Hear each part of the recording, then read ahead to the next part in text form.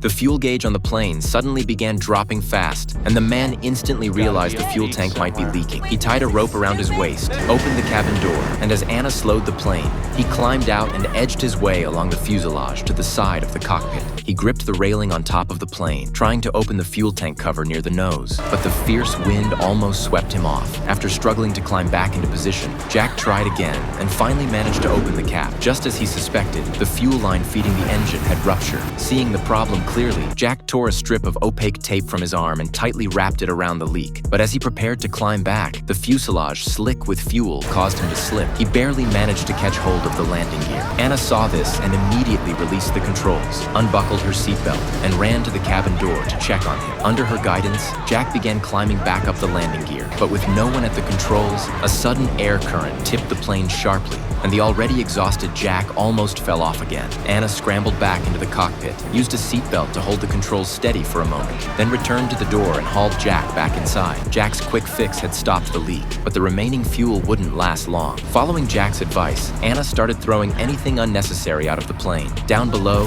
fishermen crossing the sea were startled by objects falling from the sky, then looked up to see a plane shedding cargo overhead. When Anna was about to toss out a case of strong liquor, Jack stopped her. Even though the high-proof alcohol wasn't as good as real fuel, he decided to pour it into the tank and see if it would work. But Jack's arm had been injured during the earlier repairs, so refueling was up to Anna. She gripped the railing on top of the fuselage, swung herself onto the roof, and using the plane's antenna for leverage, successfully climbed out onto the wing.